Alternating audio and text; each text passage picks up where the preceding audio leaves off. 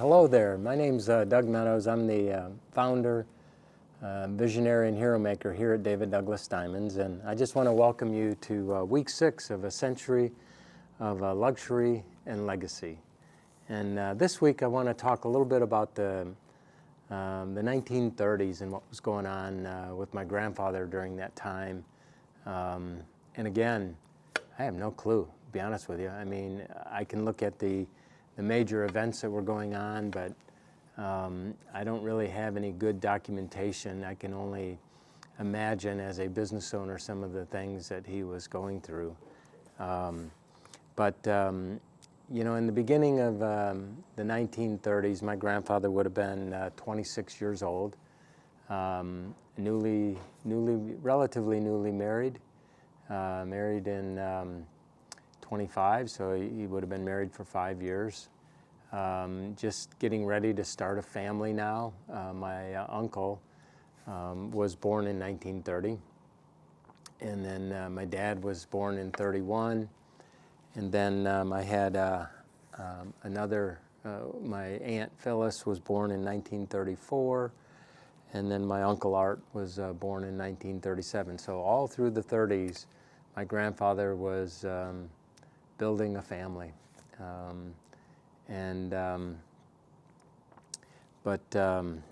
You know, to be 26 years old, 27, 28, and having kids and trying to run a business, and then what happens? The Great Depression hits. You know, and you know that brought about a lot of things. I mean, when the Great Depression hit, we had unemployment at 25%. We had over 5,000 banks that had failed. We had businesses closing by tens of thousands. And you know, one of the interesting things was that the bartering system, you know, where you just traded people for what you could do or what you had for what they could do for you. And even today, bartering is still very prevalent. Me and my brother have been part of a barter exchange called the Barter Company over in Kennesaw for many, many years, a good 15 plus years that we've been doing that. And as I've done different renovations at our store, or even as over my lifetime of having to move from one location to another, I've utilized the services of barter for furniture, fixtures, services, electricians, plumbers, I mean, all kinds of stuff that has really helped me save on to cash and trade out on it. And that's been very, very helpful. The other thing that was interesting is that it talked about that repairs mattered more than replacement. You know, so instead of getting something new, people just either repurposed what they had or fixed what they had. And that really fit into, I think, one of the things that helped my grandfather get through the Depression was that was his niche. I mean, he had a trade shop to where he did service work for other jewelers, along with his diamond setting and his manufacturing. But it really, over the years, kind of went from being a manufacturer and a diamond setter more to service and repair. I call it wholesale repair work. In our industry, we call it a trade shop. A lot of retailers, they don't have a jeweler on staff, and so they would send it to somebody like my grandfather to, you know, set the diamonds, size the rings, solder the chains, do the repairs, whatever, and then they would send it back to the retailer. And that's, you know, my dad always talked about, you know, when times were tough, repairs were busy. You know, where times were good, sales were good, you know, so it was almost like a win-win. It didn't matter whether the economy was doing bad or doing good. We always had something to offer people. And I've even seen that in my lifetime of being in business, of you know, having switched over from being a third-generation goldsmith to a first-generation retailer, and going through different seasons in my lifetime of economics and stuff, to where we do a ton of repair, we do a ton of repurposing of jewelry. Right now we're just seeing, oh my goodness, a generation of parents like my parents passing away and having all kinds of jewelry, giving it down to my generation, which a lot of us, we don't need it, and so we try to give it to our kids, and they don't want it. And so what do you do with all this stuff? And so we've been buying a lot of jewelry from people. We've been repurposing things from a lot of people. A lot of people get grandma's ring that the styling just doesn't fit what their taste. And so we're able to refashion that or redesign that into something completely new, and work with that for them, and be able to utilize grandma's diamonds into it so it still has some sentiment to it, or what I call stones of remembrance. It still commemorates something there, but as we move into the still continuing into the 30s, we also had the big Dust Bowl out west. Out in Texas and Oklahoma, out in that area.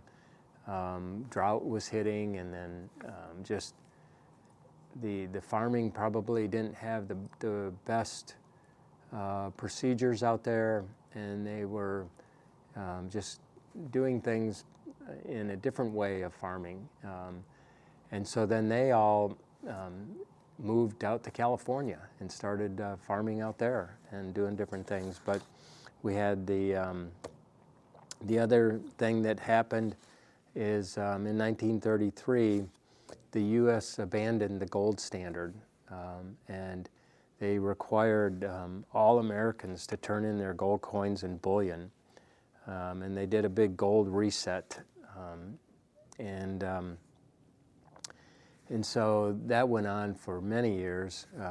It was in my lifetime that I remember gold being allowed to be bought and sold again by the public. But as jewelers, we've always been able to buy gold, which has been great. I've really enjoyed that. But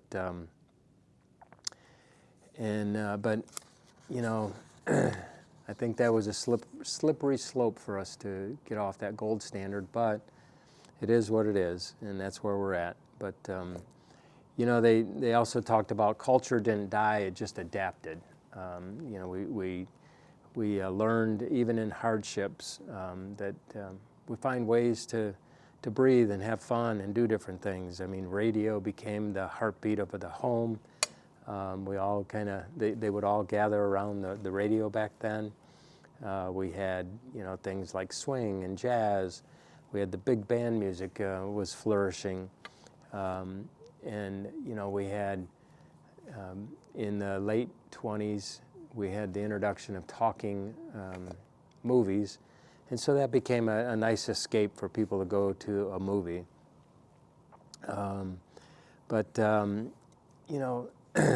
Some of the other things that happened in the 30s, and actually 1930, Pluto was discovered. And I just remember as a kid that I had to do a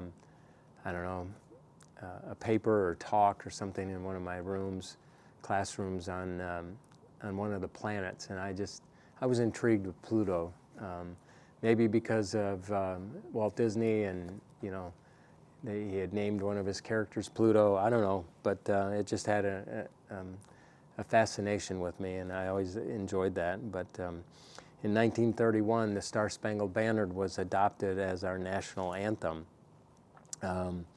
And then in 1931, we talked about it early on, but in I think episode 1 or week 1 or whatever, but the Empire State Building finally is open in 1931. And what a marvel that was. It was the tallest building in the world at that time. It was 102 stories tall.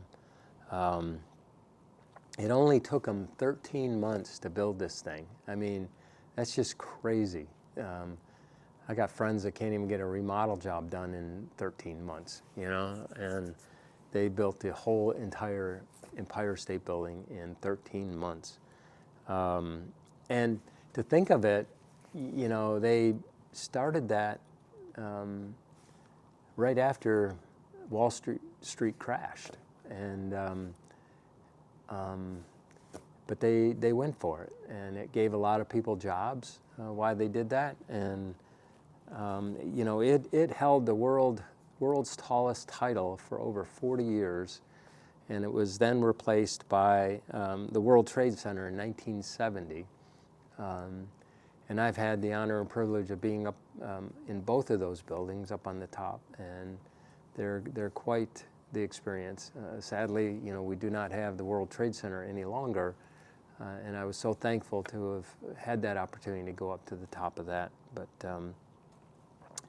like I had mentioned, you know, my mom and dad were both born in 1931, and one of my favorite board games, Monopoly, came out in 1935, and when it came out in 1935, it was a huge hit, and they did a good job with that one, because it's still relevant today, so a long time after it. But Disney, Walt Disney released his very first full-length animated movie, which was Snow White and the Seven Dwarfs, and yeah, and you know, another famous image that I grew up with was the Hindenburg. You know, you just always kind of saw the Hindenburg in flames. That was in 1937 in New Jersey that exploded on us. And then Orson Welles did his famous War of the World in 1938, and it was just a fun fictional story that he did on the radio, and he explained that this wasn't reality, but it came across so realistic that so many people thought it was really going on. I mean, you literally had people committing suicide, doing crazy things, and just freaking people out. I mean, I remember, you know, as a little kid in school, my teacher actually had it on a record, and we, you know, as, I don't know, one of our times to just relax and chill, she, you know, played that for us. And I mean, even as a little kid, even though I knew it was what it was, it still scared me. I mean, it was quite the production back then. As we come to a wind down of 1939, we have Gone with the Wind is debuted in Atlanta, and then wrapping up the 30s in 1939, it's the beginning of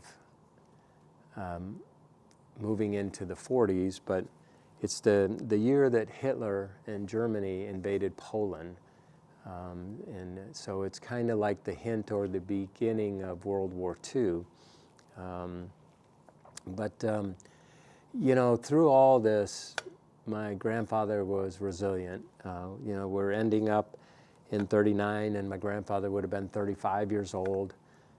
So he just went through multiple changes of a life between starting a family all in the 30s, 4 children, having to feed them, the Depression hitting, gold not being able to be bought and sold like it used to be, and just so many other adversities, but yet his business made it through it all. And had it not, I wouldn't be here today, but thankfully he made it through it. And I, you know, I feel like that's something I've inherited over the years, is just that tenacity to just keep going even when times are tough, because every generation after my grandfather, it's never been easy for us. We've had tough times, tough seasons. We've had good seasons and tough seasons, and but I don't know, it's I wouldn't trade it for anything. I've really enjoyed it. I had a great time doing all this and helping serve our customers. You know, it's really, at the end of the day, all jewelry is cold metal and hard rocks, but it's really the story behind the piece of jewelry, of what you are celebrating or commemorating with that piece of jewelry, or maybe how it was made, or a little bit of everything. But Jewelry is special in people's lives, and it always tells a story. And I just really enjoy hearing everybody's story about their piece of jewelry and what it means to them. But I think I'm going to wrap it up for today, and catch you next week, and we'll continue on. All right, thank you. Bye now.